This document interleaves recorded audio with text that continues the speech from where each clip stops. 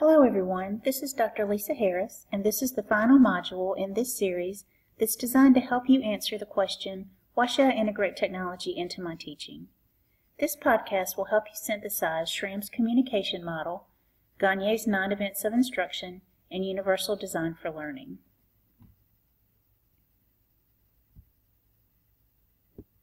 These 3 big ideas should give you the framework for thinking about how and when it's best to utilize technology when you're trying to deliver content to your students. While you watch the video on the right, I want you to read this quote and think about what it means.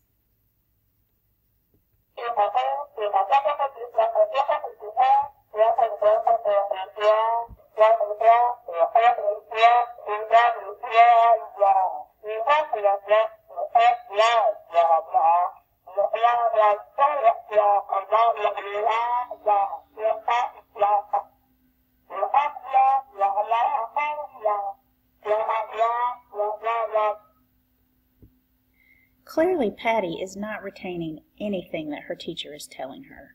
So if we think about this quote, if teaching was telling, we'd all be so smart we wouldn't know what to do.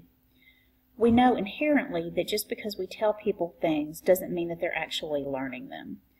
And what we can gain from thinking about the communication model, the 9 events of instruction, and universal design for learning is that we want to create an active learning environment in which our students can participate. The main reason we want to use technology is to help our students learn the content and the concepts that we are teaching.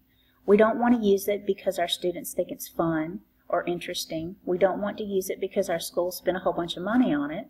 We want to use it to help us solve particular problems. In Schramm's communication model, we know that problems can occur when a sender tries to send a signal to a receiver. We know that there can be noise that interferes with that signal. And so one of the reasons that we want to integrate technology is because technology can potentially remove some of that noise. We can also use technology to create those overlapping fields of experience so that we are talking about a common experience between ourselves and our students.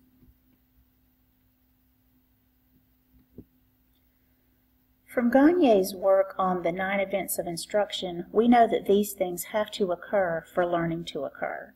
And when we look at these 9 events, we can look at them to determine where technology would be helpful in each one of these, or in at least some of these. So can we use technology to help gain attention?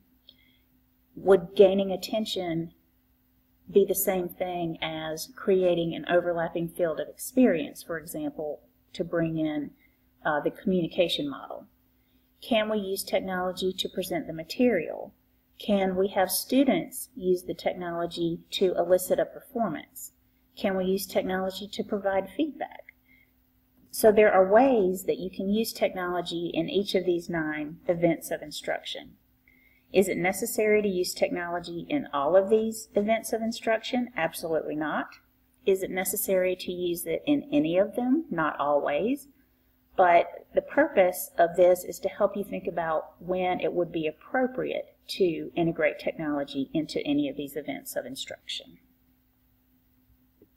The website that you went to learn about these 9 events of instruction provide excellent examples of how you can integrate technology.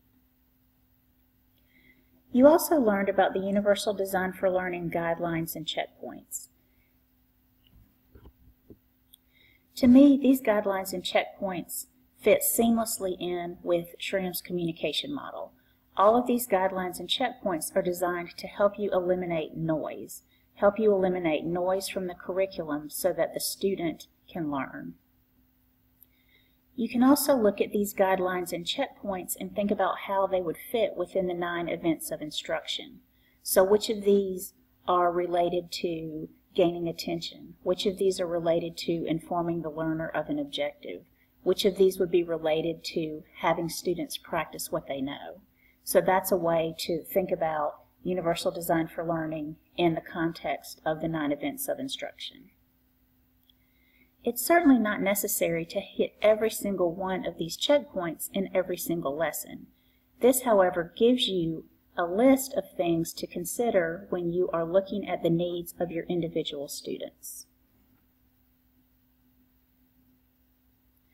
By taking these guidelines and checkpoints into consideration, you should be able to meet the needs of all of your students, not just the ones with IEPs or 504s. I'm going to leave you with one final model for technology integration. There's more than one model that exists when we think about using technology for learning. This one is called the SAMR model. That's because of what technology does in the lesson. So if you look at the bottom, is technology a substitute for something that you used to do without technology? Does it augment your lesson? Does it modify your lesson? Or does it completely redefine your lesson?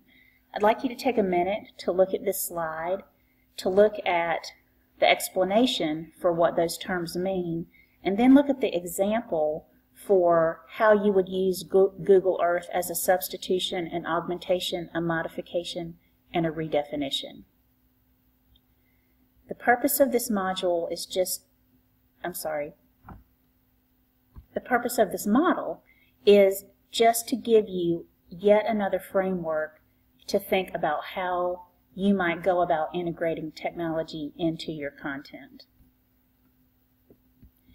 This model isn't designed to say that redefinition is the best way to integrate technology and substitution is the worst. This model is designed just to show you that there are multiple ways to integrate technology. And this is a good place to start when you're thinking about the lessons that you have and the content that you have to teach. This module explained why you would want to teach with technology. The next module explains how you actually go about doing that on a day-to-day basis.